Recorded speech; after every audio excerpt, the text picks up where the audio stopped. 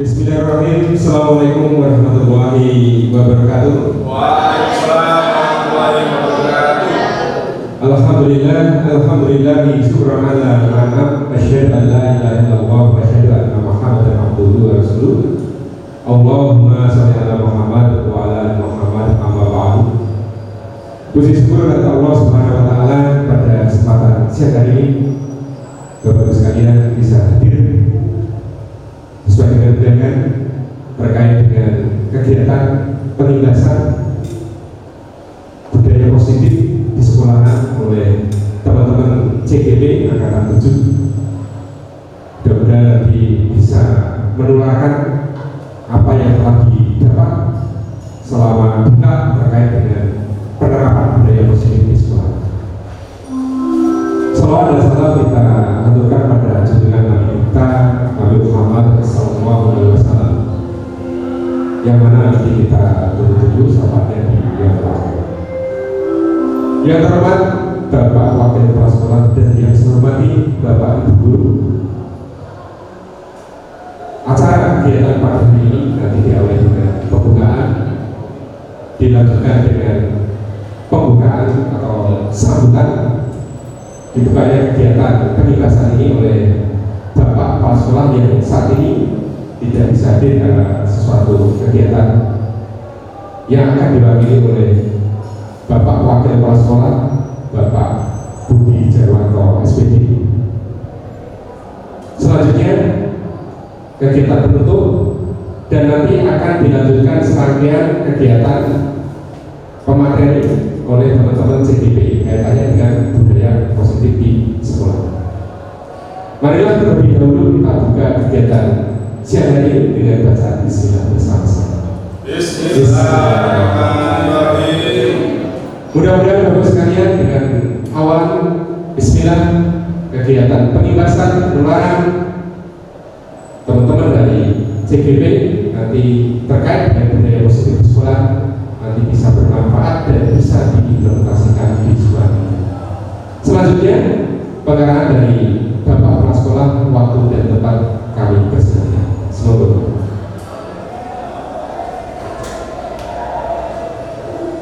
Assalamualaikum warahmatullahi wabarakatuh.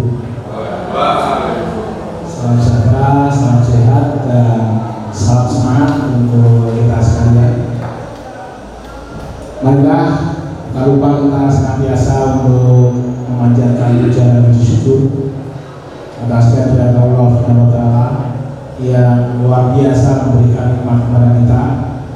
Hari ini kita diberikan kekuatan, kesehatan, dan pertolongannya sehingga kita bisa berkumpul bersama di ruang meeting ini dalam rangka pembukaan pembahasan budaya positif di SMK Bina Wiyata Karangmangan Sragen. Dan kita bersyukur kita masih punya kesempatan di dalam kita mengembangkan diri untuk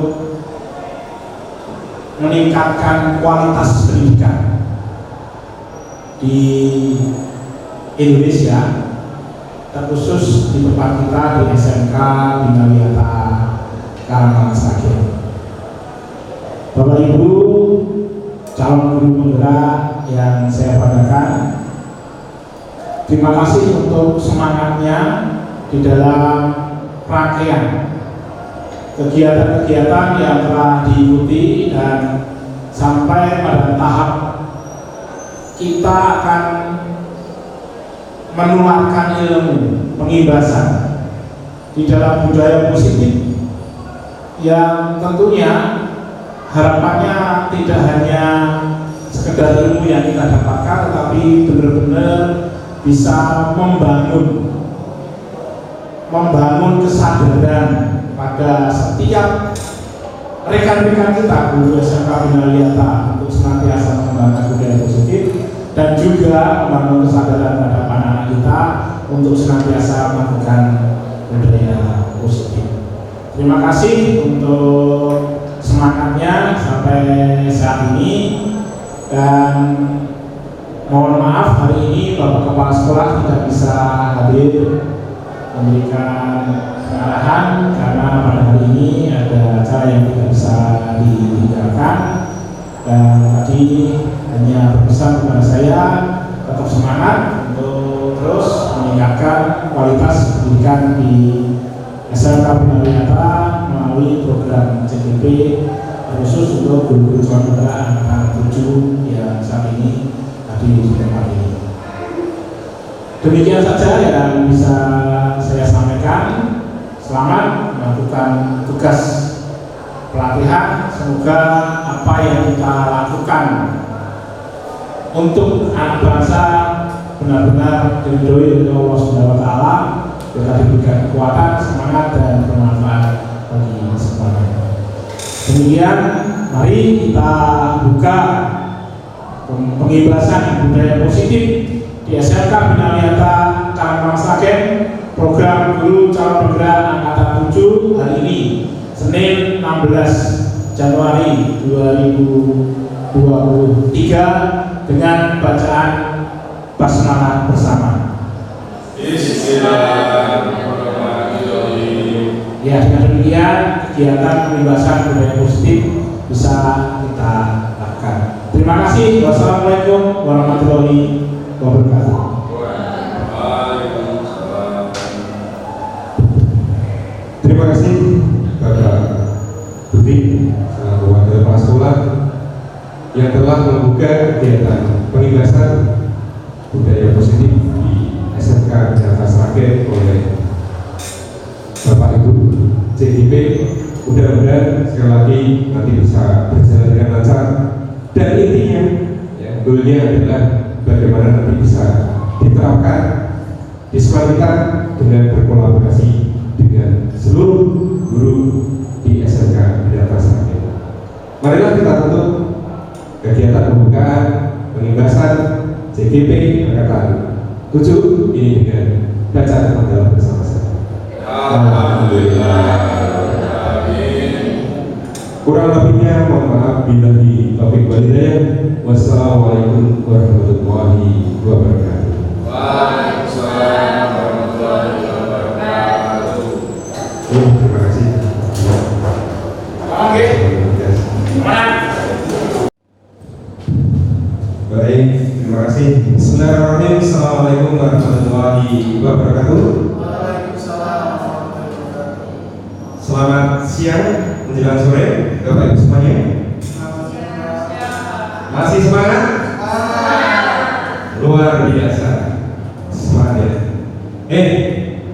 Di sini saya mencoba untuk sharing dengan pengetahuan saya yang kaitannya dengan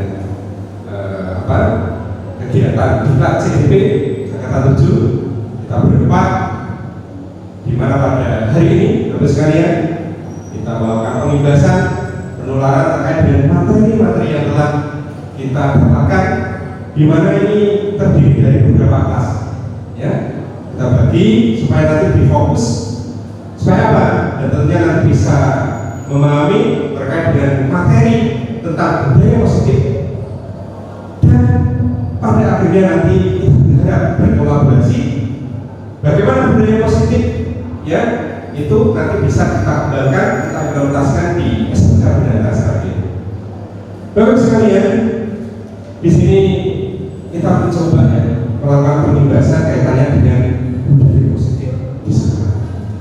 Ya Bapak sekalian, sebelum saya memaparkan materi yang saya sampaikan nanti, tentunya saya sedikit menceritakan karena mungkin saya paling tua di sini, ya, yang mungkin sudah paling tidak mengerti ya perjalanan dari SMK Bina Sragen.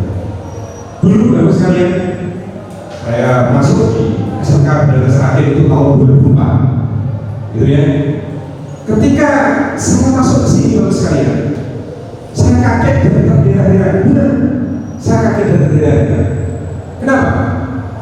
Yang pertama saya melihat tadi budaya, ya, budaya terkait dengan penanganan siswa. Dan itu sekali lagi Bapak sekalian belum sesuai dengan atau mungkin tidak sesuai dengan karakter saya. Ketika saya masuk pertama kali, saya itu benar-benar kaget. Ya. Ketika terjadi suatu kesalahan, ya, tubuhnya berbicara. Minimal tangan Bapak sekalian, minimal tangan. Nama ini kaplok, betul ya? Atau paling tidak kaki, ya? Atau paling tidak push up maupun berlari. Atau mungkin zaman saya sekolah juga demikian Bapak sekalian, saya juga mengalami demikian. Tapi kalau Bapak Ibu mungkin tidak ya.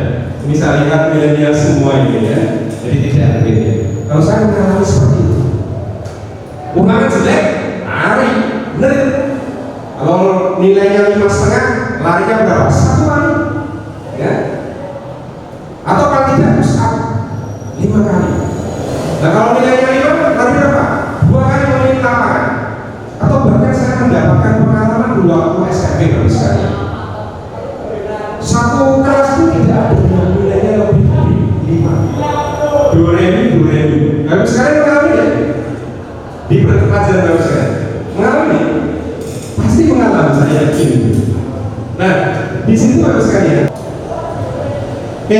pasti mengalami Bapak sekalian, ya. Nah, ketika saya masuk pertama kali di situ, yang namanya tanpa muka, cedera kuping, tendang kaki, lari, sudah. Nah, semacam itu kira-kira itu sebenarnya apa Bapak sekalian? Sanksi, hukuman, atau apa? Menurut Bapak Ibu? Benar? Hukuman ya? Benar ya seperti itu? Benar atau salah? Ya, boleh tidak? Tidak boleh ya? Tidak boleh. Kalau dulu sepertinya biasa Bapak sekalian. Ya, biasa. Benar. Makanya saya kaget. Kata saya itu memang dulu sekalian. Ya. Maksudnya saya tidak terbiasa dengan seperti itu. Tapi akhirnya karena itu budaya, saya ikut Bapak sekalian. Karena yang namanya wali kelas itu yang luar biasa sekali. Ya, luar biasa sekali. Saya mendapatkan wali kelas 3 orang, perokok semua. Yang dikasih wali semua, anak Sokowi, anak Pak Edi. Benar, rasanya sahabatnya harus. Akhirnya tangan juga berbicara, ya. CR ini, walaupun ini sepertinya belum pernah saya lakukan, harus sekali selama hidup saya. Akhirnya hal tersebut terjadi apa Bapak sekalian? Budak dunia. Nah, dalam kurikulum Merdeka, ya, ini mencoba, ya, pemerintah mencoba, Kementerian Pendidikan dan Budaya mencoba dengan suasana baru yang namanya adalah kurikulum apa Bapak sekalian? Merdeka. Merdeka bebas luar biasa ya. Mau wes berarti boleh Pak tendang sana tendang sini, bukan seperti itu. Artinya sesuai dengan filosofi KD jadi Batorok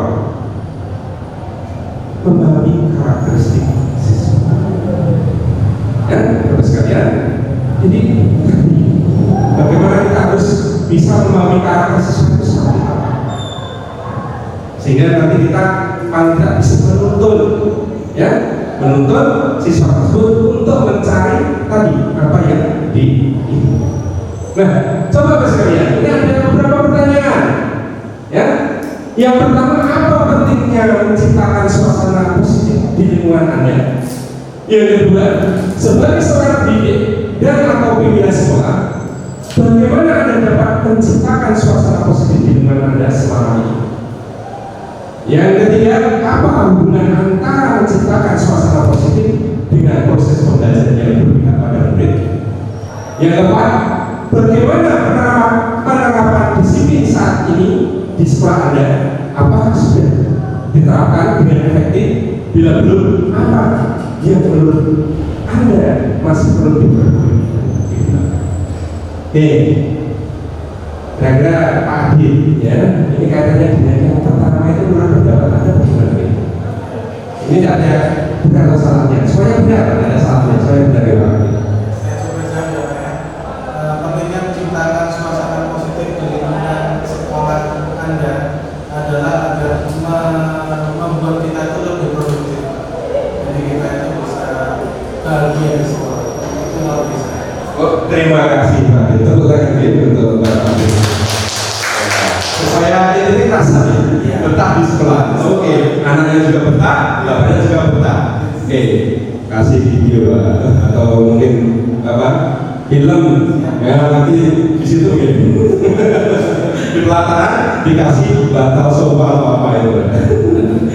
Oke, itu caranya saja. Oke, yang kedua, sebagai seorang pendidik dan atau pembina sekolah, bagaimana Anda dapat menciptakan suasana positif di mana Anda selama ini?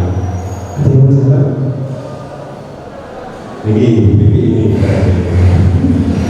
Tidak ada yang salah itu, yang semuanya benar. Menurut pendapat tentang ini. Mungkin dengan kita sebagai guru, sebagai pendidik itu memberikan contoh yang baik seperti itu. Bahkan mulai dari sikap, dengan cara berpakaian, cara berbicara. Jadi mungkin kalau bisa menjadi contoh bagi siswa kita akan menciptakan suasana positif di lingkungan sekolah. Oke, tepuk tangan untuk terima kasih. Oke, selanjutnya, apa hubungan antara menciptakan suasana yang positif dengan proses pembelajaran yang berbeda pada ini? Kira-kira ada hubungannya tidak ya, Bu Reni? Menurut pendapat Anda bagaimana? Hubungan antara suasana yang positif dengan proses pembelajaran yang mempunyai pada murid itu menurut saya oke Pak. Dengan suasana lingkungan yang positif itu untuk motivasi dari siswa belajar itu ada dan tidak terkesan terpaksa. Jadi murid itu dengan sukacita senang belajar. Ya, karena lingkungannya suasananya Positif, nah, gitu ya. Jadi kayak bunyinya seperti itu ya. Jadi sangat mendukung dalam proses pembelajaran. Kalau selama ini tidak ya, ramai paling berguna. Ya, paling sometan gitu ya. Wah, itu mungkin kayak nyanyian ya. Tapi tidak enak didengarkan. Artinya suasana jadi tidak kondusif. Jadi berat banget hubungannya. Oke, itu tangan untuk Bu Reni. Yang terakhir, mungkin kita bisa memberikan tadi pertanyaan dari yang Bapak. Ya, kira-kira sudah belum ya? Atau mungkin efektif tidak ya? Di sekolah. Jadi penerapan disiplin tadi sekolah kira-kira sudah efektif apa belum?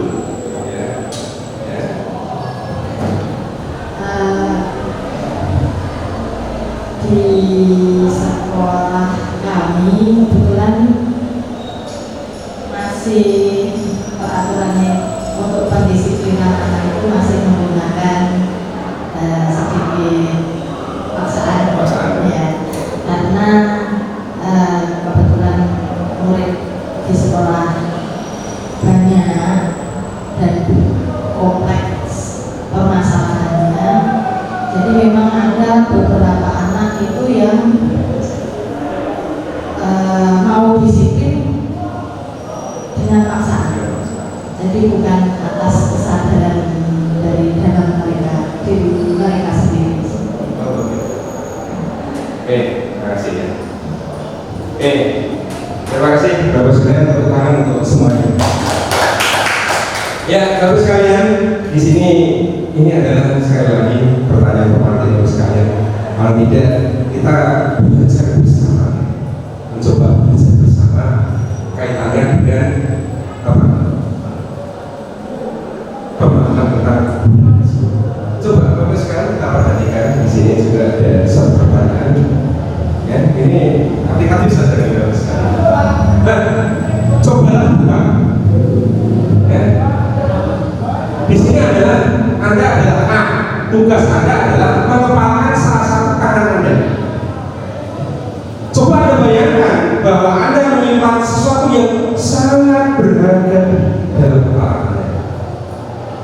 Anda perlu menjaga benda tersebut, dijaga, ya? Karena apa? Saking pentingnya dan berharga. Terus teman berikutnya rekan Anda, ya, samping Anda adalah B. Mencoba dengan segala cara untuk membuka, dirayu. Ayo tuh Anda dibuka, aku pengen ngerti di sini.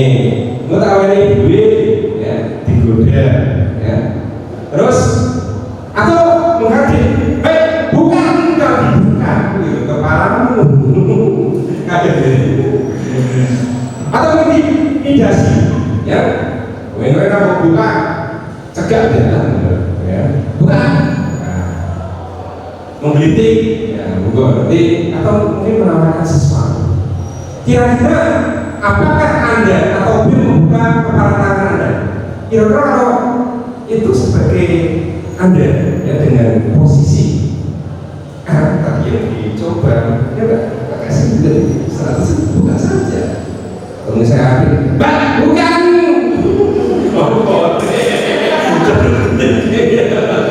Belum, bukan kepala tanganmu. Tak tenang, rambut buka tidak ono.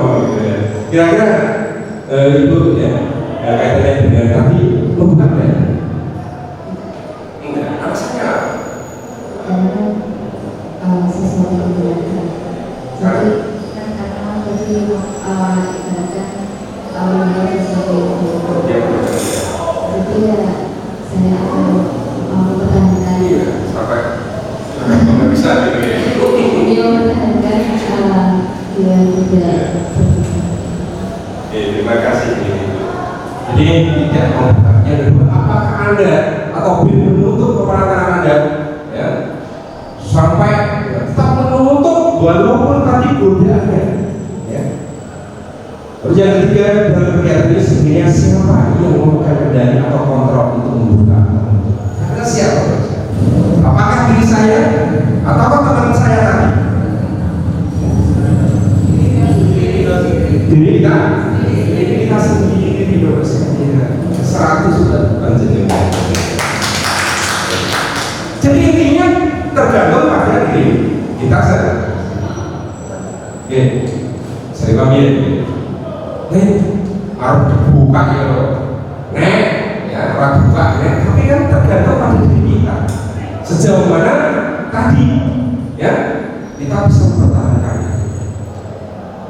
Seperti apa kalau apa tergoda, ya sudah buka, itu mana 100.000 gitu ya buka, ya.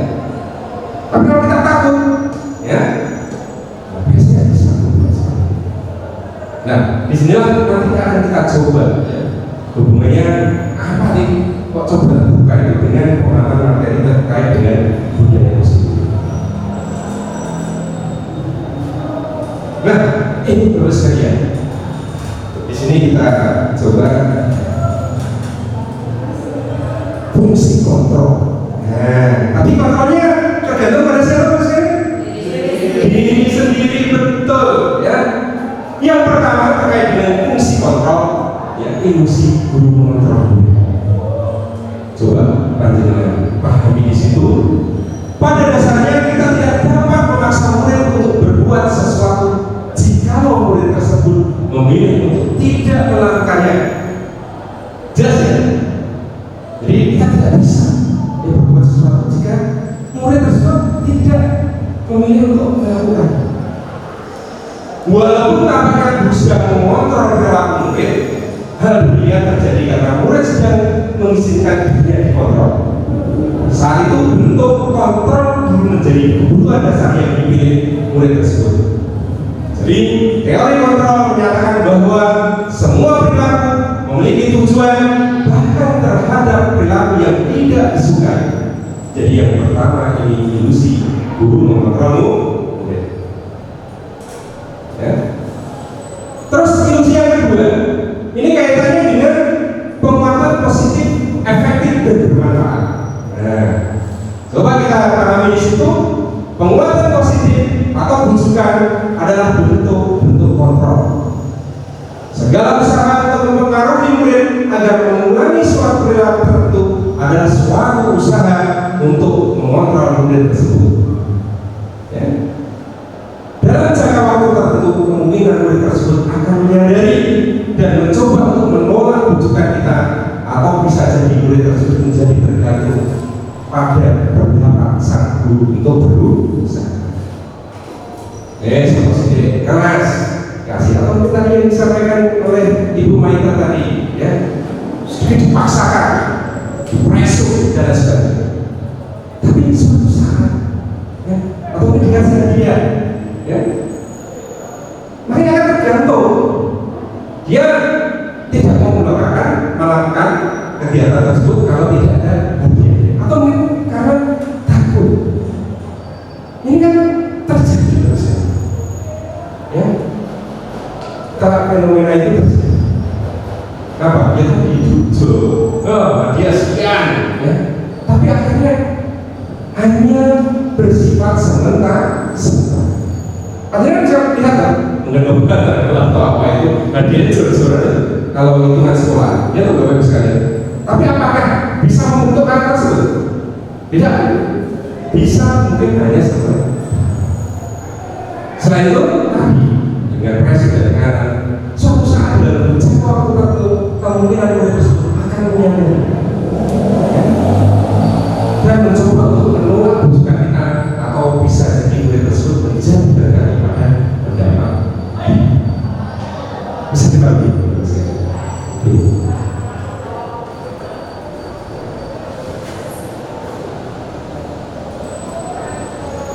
Oke, berikutnya tolong bisa dibantu dan sekalian. Yang ketiga adalah fungsi kontrol ilusi bahwa kritik dan membuat orang merasa bersalah dapat mengeluarkan kata.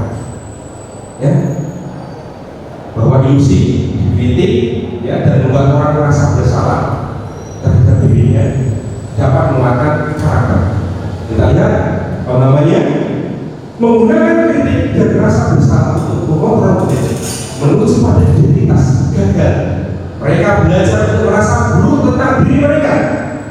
Mereka mengembangkan dialog diri yang negatif. Kadang-kadang sulit bagi guru untuk mengidentifikasi bahwa mereka sedang melakukan perilaku. Karena seringkali guru cukup menggunakan suara halus untuk menyampaikan pesan negatif. Nah, di sini sekalian, ya, kira-kira dengan kritik dan merasa sesuatu bersalah dirinya, dengan mungkin kata-kata kita, dan kita mengontrol, ya, dan kira-kira bisa mengeluarkan kata tidak. Nah, yang terjadi bahwa mereka sedang tadi kadang-kadang sulit bagi guru untuk mengidentifikasi. Jadi sulit diidentifikasi bahwa mereka ini sedang melakukan perilaku ini karena seringkali guru menggunakan suara halus untuk menyampaikan pesannya. Suara halus itu dalam tanda kutip, ya, ketika mungkin 9 dan sebagainya. Ngacar, halus ini, halus. Ibu saya dari, kemudian ya, soal halus ini, halus ya, halus. Nah, ini memang sekali, ya. Ini memang benar kritik bang, tapi sekali lagi ketika merasa orang itu besar, bahkan mungkin bisa melarikan apa misalnya dendam aja lah itu belakang. Wah, aku jadi semua yang tahu baru bodoh ini. Yang keempat adalah ilusi bahwa orang dewasa memiliki hak untuk memaksa. Nah, ini sudah dewasa dari senior dan junior, ya. Jadi untuk memaksa. Banyak orang dewasa yang percaya bahwa mereka memiliki tanggung jawab untuk membuat murid-murid berbuat hal-hal tertentu. Apapun yang dilakukan dapat diterima selama ada sebuah kemajuan berdasarkan sebuah pengukuran kinerja. Pada saat itu pula, orang dewasa akan menyadari bahwa perilaku memaksa tidak akan efektif untuk jangka waktu panjang dan sebuah hubungan profesional akan terbentuk. Kita dengan anak-anak kita kan berarti dewasa kita ada bagus sekali. Yang terjadi kan dari ilusinya kan tadi orang dewasa memaksakan terhadap ya, terjadi seperti itu. Tapi yang perlu dengan bagus sekali, ya, bisa dia teratur, ya, dengan yang kita paksakan. Akan tetapi yang perlu dipahami adalah tadi suatu saat, ya, akan menyadari bahwa perilaku memaksa tidak akan efektif untuk jangka waktu. Tidak efektif untuk jangka waktu. Pasti akan bisa menyadari. Sepatumu cepat, swag. Katanya apa? Ryan, ngomong buta apa? Cepat. Tapi suatu saat ketika kita dalam suatu kelonggaran, itu ya mesti bapak sekalian, dia akan curi-curi waktu untuk memakai sepatu atau ini, ya, apa kopi nasi kelengkap. Kita kan sering melihat. Apakah setiap apel itu tidak ada yang dikumpulkan tidak menggunakan kopi maupun nasi? Mesti ada ya. Nah itu sekali. Ya. Terus selanjutnya, ini bagus sekali ya. Sedikit coba kita melihat tabel yang ada di situ.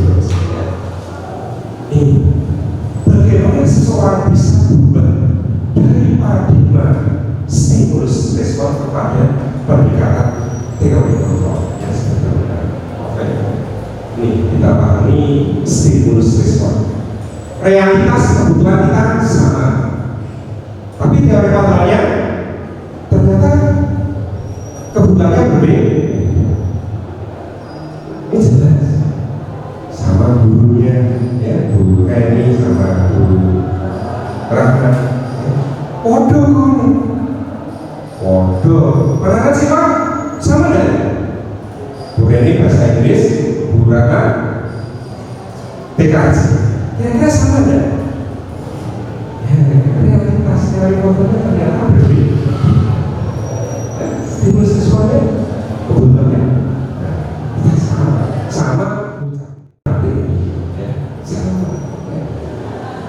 Semua orang lihat hal yang sama, tapi teori kontrolnya setiap orang memiliki gambaran yang berbeda. Mobil lanangnya, fotosis mana, ya mungkin anggapan kita melihatnya sama, kedudukan sama, tapi ternyata realitasnya adalah setiap orang memiliki gambaran berbeda. Orang akan menilai beberapa itu, ya antara satu derajat pasti tidak pasti beda ya.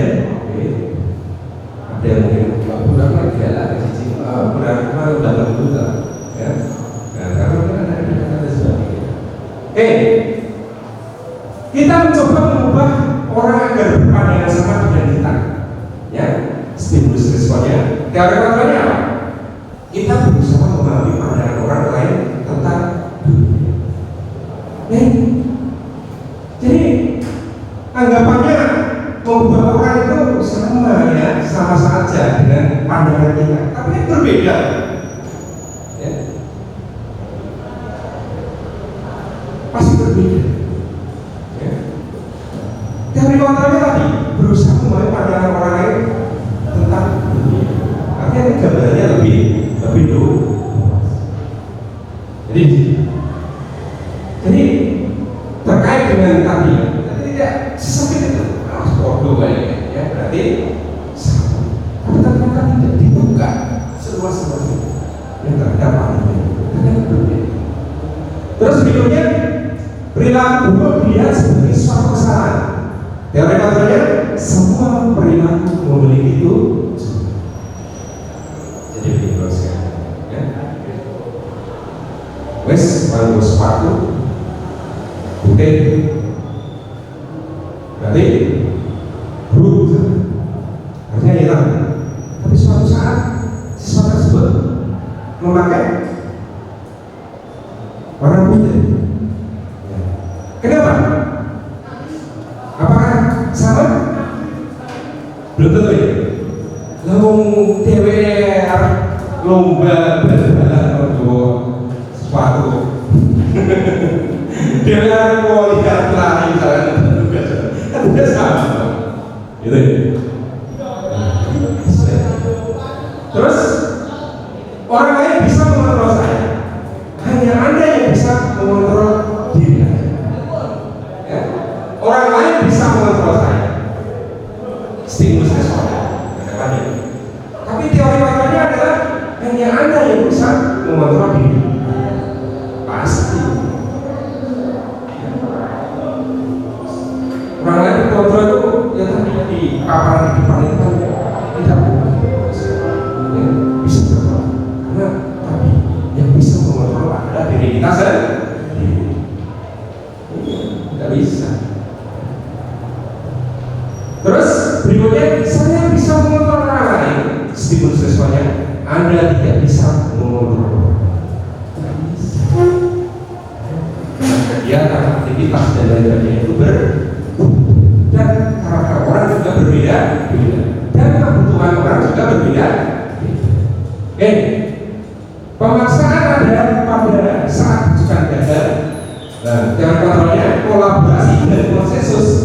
menciptakan pilihan-pilihan baru ya, dengan kolaborasi konsensus ya, untuk menciptakan pilihan-pilihan baru.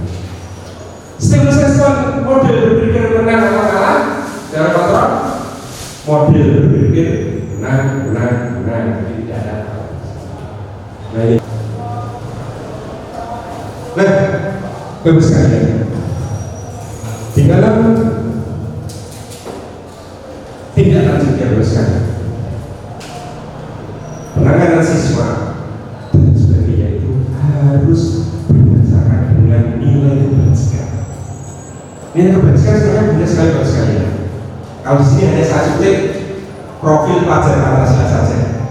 Ya, nanti panjenengan kalau misalnya nanti ikut bergerak banyak sekali di sini. Kalau saya sampaikan tidak menutup waktunya, saya tidak banyak sekali. Nah, ini saya serahkan dengan profil pelajar Pancasila karena sesuai dengan kurikulum yang berbeda. Nah, di sini apa? Intinya adalah nilai-nilai kebajikan itu dikaitkan. Ketika penanganan permasalahan siswa itu dikaitkan dengan apakah kita bisa tadi menggerakkan beriman, bertakwa, beraturan yang Maha Esa, mandiri, bernalar kritis, berpendidikan global, bergotong royong kreatif. Jadi nilai-nilai anak di dalam penanganan itu diarahkan pada nilai-nilai kebajikan, bukan tadi yang mengontrol terkait dengan nilai hukuman, sanksi dan sebagainya.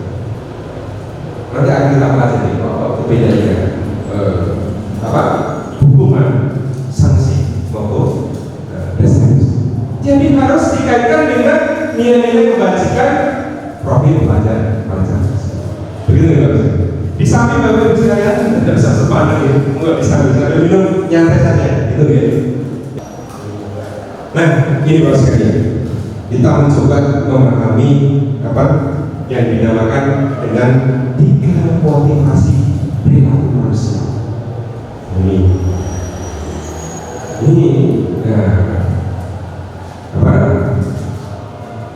Yang pertama ini kaitannya dengan untuk menghindari ketidaknyamanan atau hukuman. Ada 3 motivasi perilaku manusia ketika mendapatkan suatu tadi ya, permasalahan atau mungkin suatu kegiatan dan sebagainya, dia berujung pada yang pertama dikategorikan dari 3 motivasi perilaku manusia menurut yang disebutnya. Yang pertama, menghindari ketidaknyamanan hukuman. Ini adalah tingkat terendah dari motivasi perilaku manusia, paling rendah sekali. Ya, ya tadi, mulai tadi yang cerita ya, tentang peraturan, ya kaitannya dengan penerapan peraturan. Ya intinya kan rata-rata kan pengennya menghindari itu.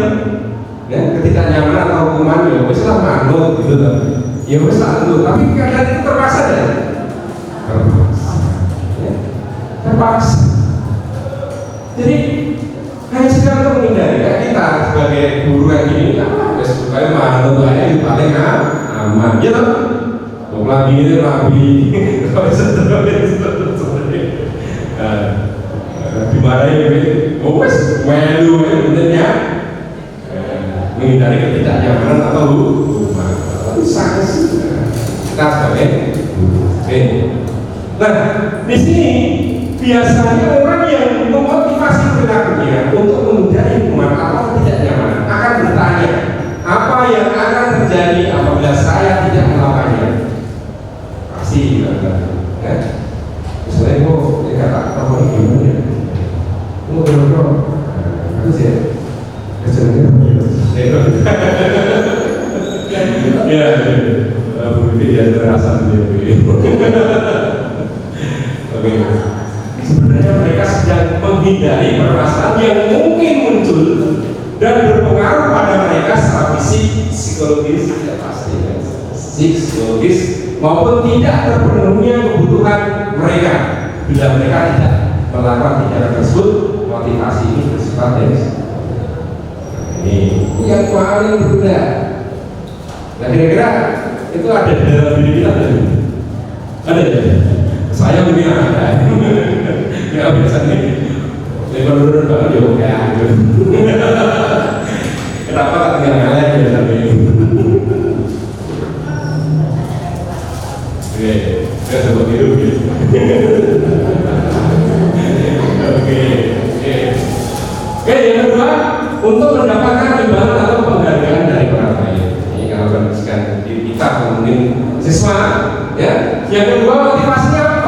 menghindari tadi ya hukuman dan sebagainya untuk mendapatkan imbalan atau penghargaan dari orang lain. Jadi kunci, jadi hargai. Oke, boleh kalau kita ingin belajar mahasiswa. Ini mungkin. Jadi satu tingkat di atas motivasi yang utama.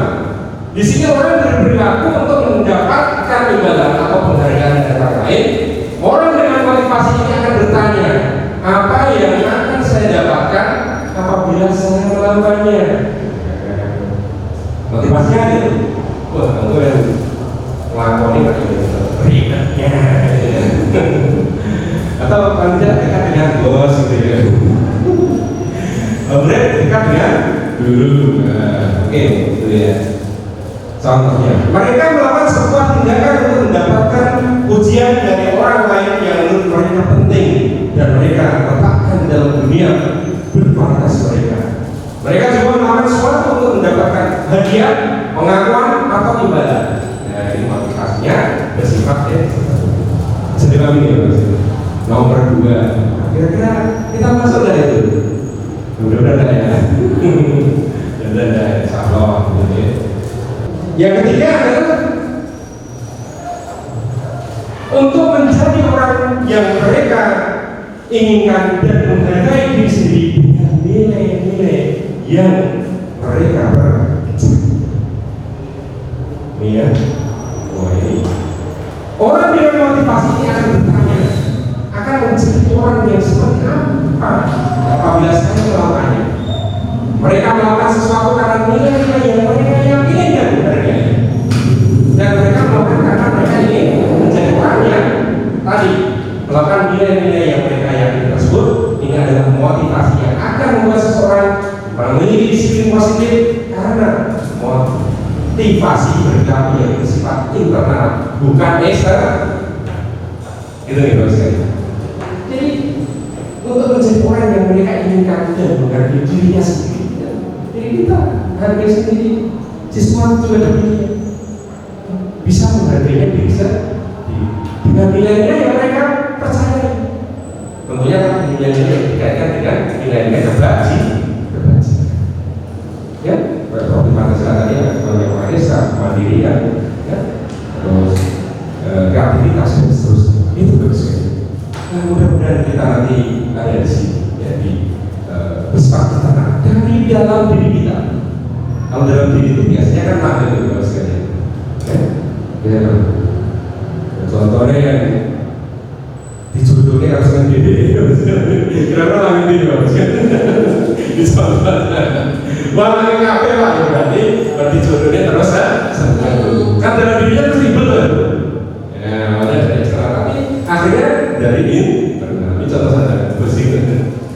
Monggo bos sekali, coba kita renungkan dengan pertanyaan.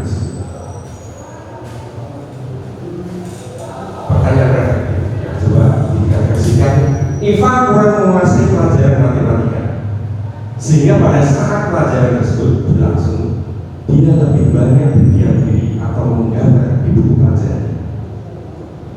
Pada saat guru matematikanya Pak Seno menanyakan pertanyaan, Iva menjadi gugup dan tak sengaja menjatuhkan tasnya dari kursi, serta tiba-tiba menjadi gagap pada saat berupaya menjawab. Seluruh kelas pun tertawa melihat perilaku Iva yang bicara tergagap dan terkejut. Pak Seno pada saat itu membiarkan teman-teman Iva menertawakan Iva yang tergagap dan malu luar biasa, dan malah minta Iva untuk maju ke depan dan berdiri di depan kelas sambil menunjuk hidungnya karena tidak bisa menjawab pertanyaan Pak Seno. Kelas makin gaduh dan anak-anak pun tertawa melihat Iva di depan kelas memegang ujung hidungnya. Kira-kira coba berikan minimal 2 tanggapan terhadap jawaban mereka. Ya. Apa Anda setuju dengan tindakan Pak Seno terhadap Iva? Anda setuju tidak? Tidak. Kenapa Bapak? Karena itu mempermalukan Iva nanti di dalam kelas kasihan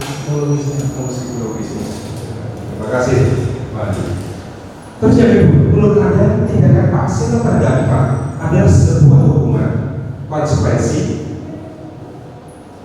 Hukuman konsekuensi apa? Gimana?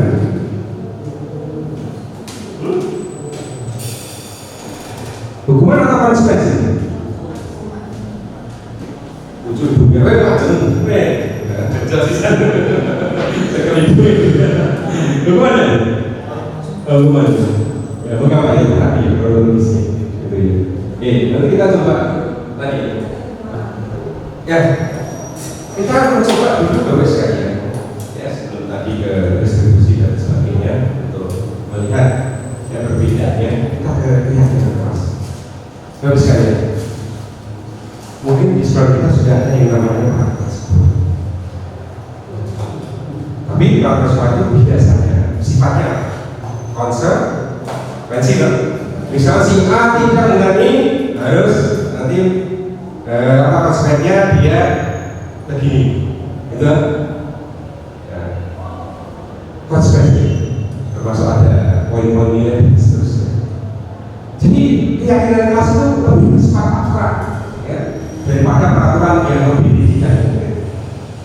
Jadi tidak secara detail dari itu saja. Terus keyakinan kelas berupa pertanyaan-pertanyaan universal. Ya, sifatnya ya besar. Pernyataan keyakinan kelas senantiasa dibuat dalam bentuk positif. Nah, ini yang harus kita garis bawahi. Keyakinan kelas sebenarnya tidak terlalu banyak sehingga mudah diingat dan dipahami oleh semua warga kelas. Keyakinan kelas sebaiknya sesuatu yang dapat diterapkan di lingkungan tersebut. Yang kedua, yang berikutnya, semua warga kelas hendaknya ikut berkontribusi dalam pembuatan keyakinan kelas lewat kegiatan curah pendapat. Bersedia menjawab kembali keyakinan kelas dari waktu. Jadi ketika kita memulai pembelajaran terus sekali, intinya kita membuat kesepakatan, ya. Tapi kesepakatan yang mendidik, gitu ya. Orang lain kalau gue sudah sampai lagi bukan seperti itu, ya. Supaya lebih besar. Misalkan tadi, ya, ingin apa? Pembelajaran mari kita mulai terlebih dahulu dengan berdoa. Apa pembelajarannya? Nah, disepakati. Setiap keluar ruangan pas waktu pembelajaran harus kita izin terlebih dahulu. Itu berdoa ya, dan seterusnya, gitu sekali. Dan itu disepakati, ya, disepakati keyakinan tersebut dengan tadi apa? Mencoba bagaimana siswa itu suruh berkontribusi. Jadi dia membayangkan kira-kira kelas itu biar tadi nyaman, enak, ya, dan sebagainya. Harapannya dimunculkan dari harapan tadi pribadi siswa-siswa tersebut. Saya mau senangnya kira-kira kelas itu kayak apa ya? Dengan tadi metode anak diberikan dengan satu kertas atau apa, suruh nulis, nah, tulis tak sesuai dengan. Nah, kita sebagai contoh sebagai pertanyaan apa? Ya tidak semua mungkin setiap undang-undang itu diterima. Ya.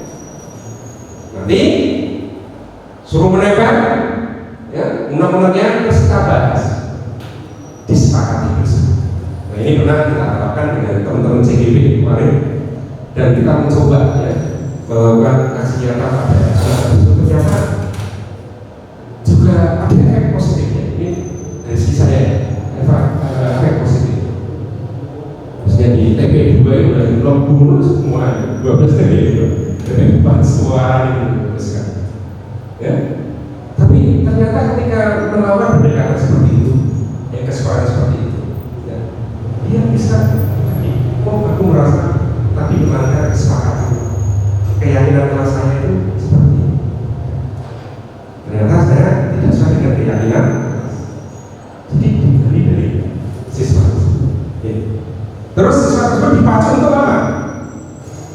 Mencari solusi terkait dengan kesalahan, bukan kesalahan, pelanggaran dengan keyakinan kelas yang disepakati. Solusinya seperti apa ya? Nah, ini contoh keyakinan kelas. Setiap anggota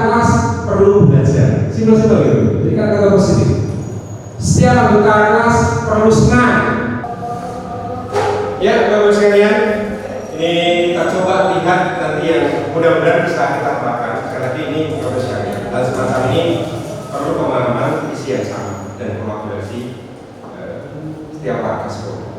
Ya. Kalau dari kita berempat, tidak mungkin, pasti ada. Kalau yang apa bisa nanti jalan. Karena memang sekali lagi belum mendapatkan materi kaitan. Kemudian saya berharap misalnya nanti kita belajar dari berkolaborasi, kolaborasi bersama. Mudah-mudahan nanti paling tidak kita mencoba bergerak dan menggerakkan rekan kita, ya. Intinya apa misalnya?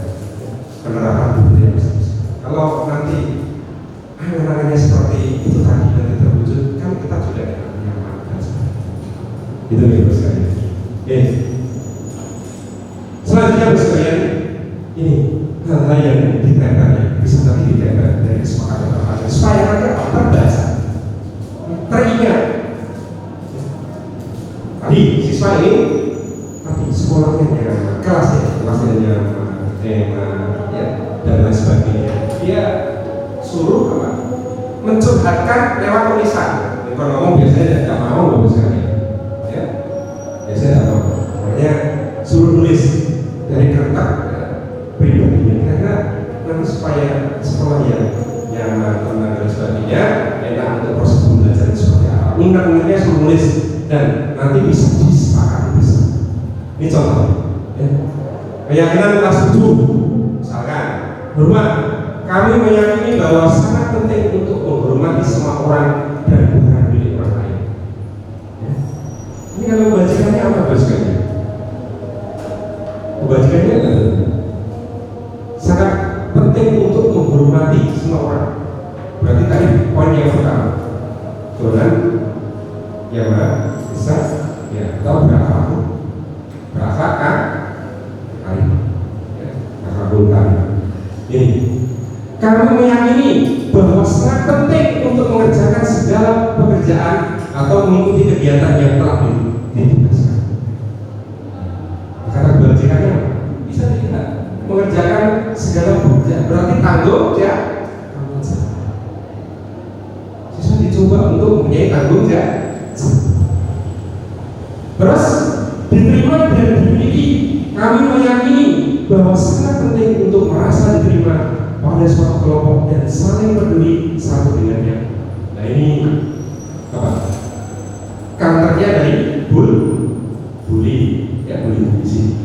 Jadi sangat penting untuk tadi menghargai dan dihargai. Ya, biasanya jalur saya krak, itu kan tidak nama yang bagus. Atau mungkin jenenge Pak Anak tetangga saya ngobrol lagi. Jenenge Pak Ewa gimana? Karena jenenge Joko. Arabnya jadi bulan gak ngerti. Mana gimana? Warna pipi. Lah Pak Ewa saya Pak itu. Lah Pak Ewa orang bisa. Jadi ya bulan. Tapi makanya bukan nama anaknya, tapi nama orang tuanya. Kayak pelecehan loh maksudnya.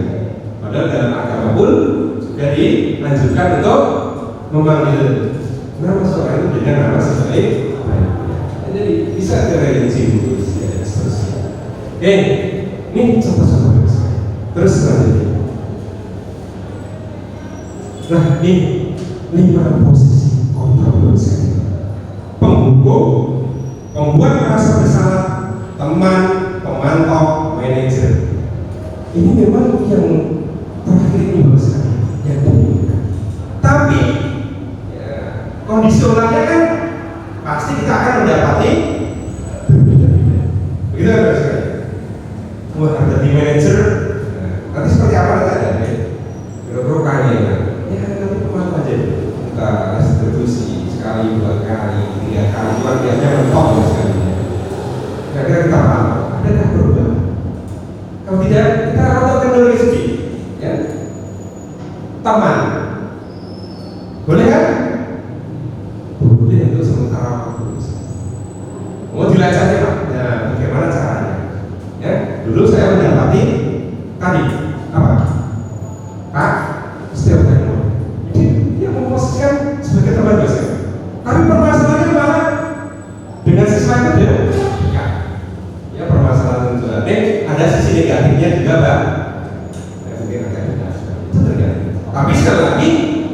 adalah tadi, kalau bisa di tingkat manajer itu gitu sekali.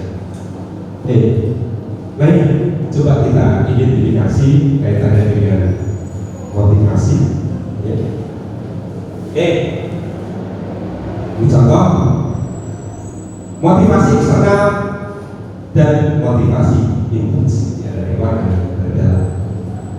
Ada beberapa kategori identitas gagal dan identitas berhasil atau sukses. Perilaku kontrol negatif menghukum, ya kategorinya membuat orang merasa bersalah. Perilaku kontrol positif teman atau apa? Berarti kalau kita emosikan teman atau masih bisa diemosikan, karena perilaku kok. Ya. Kalau identitas gagal yang bisa kita ya harus gagal. Karena kontrol negatif yang identitasnya gagal. Tapi tadi dari 3 perilaku manajer, pemantau, teman, tergantung nanti kondisinya pasti berbeda. Nah, ini harus gagal. Jadi bisa kita guru berbuat, menghardik, menunjuk, ya, menyakiti, itu bagian dari guru mengidentifikasi.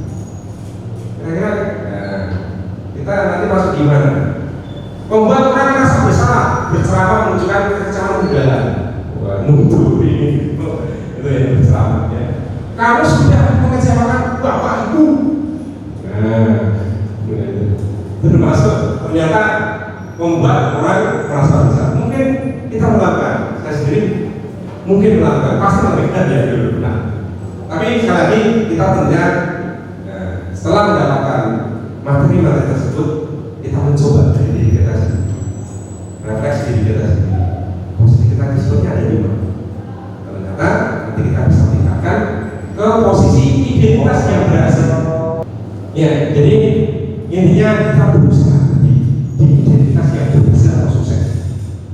Perilaku kontrol positif teman dan memantau atau kontrol diri manajer. Contoh di teman, lakukan untuk bapak ibu. Ya sudah, nanti bapak ibu bantu bereskan. Karena ada ya mungkin tadi karakteristik anak yang berbeda di rumah yang sering dimanja dan sebagainya. Kalau kita pakai karakter mungkin yang lain mungkin belum bisa, ya kita teman. Mungkin dengan teman itu kita bisa masuk, ya masuk dalam kondisi siswa tersebut sehingga kita nanti bisa mengarahkan, membimbing, ya ke hal yang baik. Pemantau, contoh, ya guru berkata, apa peraturannya? Ketika menghadapi masalahnya, apa konsekuensinya, sanksinya, jangan melanggar. Ini coba, apa konsekuensinya? Itu betul. Ketika nadanya sudah jadi disesuaikan. Apa yang telah kamu lakukan? Coba disesuaikan. Ya. Apa yang terjadi sekarang? Nah, ini kontrol diri manajer mengajukan pertanyaan-pertanyaan. Apa yang kita yakini? Ya, apa kamu meyakini hal tersebut? Jadi dicoba siswa tersebut untuk menggali kesalahan atau mungkin kekurangan pada dirinya terhadap mungkin dalam tanda kutip pelanggaran keyakinan yang telah dilanggar atau mungkin peraturan di sekolah. Kita mencoba tadi, ya, apa peraturannya tadi? Ubah mungkin apa yang kita yakini. Ya. Kalau kamu meyakininya, kamukah kamu memperbaiki, maukah kamu memperbaiki? Jadi dibimbing ke arah perbaikan. Siswa dicoba untuk melihat kesalahannya sendiri, terus mencoba untuk bagaimana bisa menyelesaikan permasalahan tersebut secara sendiri. Jadi kita sebagai manajer. Ya, ini materi terakhir Bapak sekalian. Ini kaitannya dengan restitusi. Ini sekedar kondisi yang kita hadapi di dalam penanganan permasalahan, ya, siswa. Kita coba nanti mengacu pada segitiga restitusi. Ini menstabilkan identitas, terus validasi tindakan yang salah, menanyakan yang simpel itu, cuma 3, mudah diapakan ya. Contohnya apa? Menstabilkan identitas. setiap orang pasti pernah melakukan kesalahan. Ya. Kamu bukan satu-satunya yang pernah melakukan itu. Jadi distabilkan. Ya, mungkin pasti ketika dia melakukan pelanggaran, ya, atau mungkin tidak sesuai dengan keyakinan dan peraturan. Ya. Ketika kita tanyakan dengan keras, mesti bisa jadi emosi. Atau kalau tidak, mungkin kecelakaan. Bisa tipis kecelakaan, atau tadi emosi. Jadi harus distabilkan terlebih dahulu. Oke? Bahwa kamu bukan satu-satunya rahasia. Ya, berbicara dengan suami nah ya. Kalau buat sedih, ya tidak. Nanti kita membimbing dengan kata-kata yang lebih menyejukkan supaya tadi emosinya terkontrol atau stabil. Terus validasi tindakan yang sama. Kamu tentu punya alasan mengapa melakukan itu. Ya. Ketika terjadi pelanggaran peraturan, keyakinan kemana? Coba ditanya dulu. Ya, alasannya apa? Kita terlatih jadi ngomong, mas. Bangun siang Pak, nanti malam lembur Pak, lembur apa? Game. Jadi validasi ini. Nah, kira-kira perbuatan yang itu sama tidak? Kapan sih? Adakah cara yang lebih efektif untuk mendapatkan apa yang kamu butuhkan daripada game dan sebagainya? Ya, kita identifikasi. Ya, kira-kira permasalahan yang dihadapi apa? Ya, terkait dengan keyakinan kelas yang hilang. Itu ya, jadi tidak sama. Tergantung keyakinan kelas yang hilang. Mau Pak PT ya, kamu tadi katanya izin pipis belakang. Apa banget ya? Pipis liter. Jadi bikin validasi ya. Punya alasan apa? Alasannya apa sih? Ya. Terus selanjutnya menanyakan keyakinan. Ya, keyakinan kelas apa yang telah kita sepakati? Ya, dikembalikan lagi nanti. Ya, makanya kita pancing keyakinan kelas itu supaya tadi mengarah ke kebaikan ada budaya positif. Ya, kira-kira keyakinan kelas yang kita sepakati. Oh, ayo. Masa enggak itu? Ya, kalau keluar nanti isinya bagaimana? Mereka berapa menit atau harus jujur misalkan? Ya, dan seterusnya. Nah sekarang saya ini yang saya sampaikan mungkin ada 1-2 ya, bisa kita diskusikan. Temu sudah paham, langsung kita implementasikan. Monggo dari salah sosial waktu dan tempat, kira-kira ada yang perlu kita diskusikan atau mungkin sudah jelas apa yang telah kita sampaikan. Karena materinya banyak sekalian, yang tidak mungkin ya itu satu materi aja butuh waktu yang cukup lama untuk kita presentasikan. Makanya dari itu nanti kita kolaborasi dengan teman-teman kita CGB. Nanti kita coba gerakan positif, ya. Gerakan. Nanti dari gerakan dan lain sebagainya, nanti kita pantau dan sebagainya. Karena berhasilnya balik. Oke, mungkin benar. Saya mau kasih usulan Pak. Iya. Bagaimana kalau setelah ini kita nanti melakukan kasih data Pak? Setelah Bapak jelaskan nanti bisa digunakan sama Pak Edi buat mengadakan kasihnya nanti Pak. Terima kasih Pak.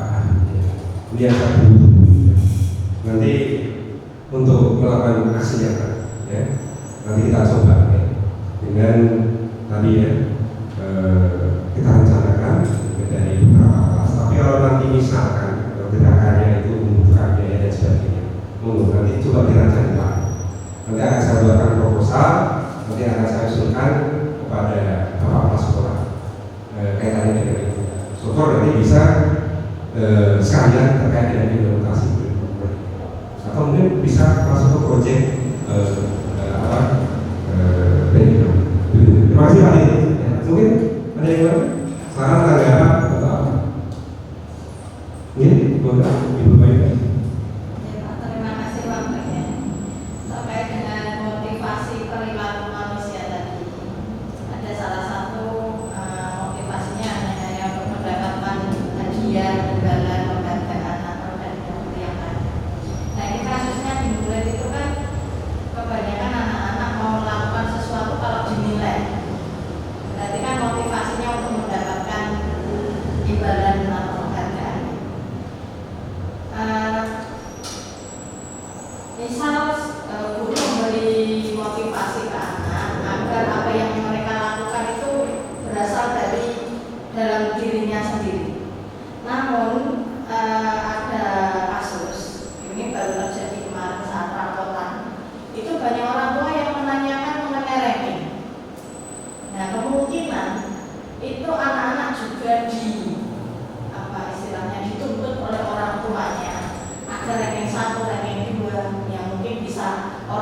ceritakan kepada temannya bahwa anaknya ranking 1, ranking 2 dan seterusnya.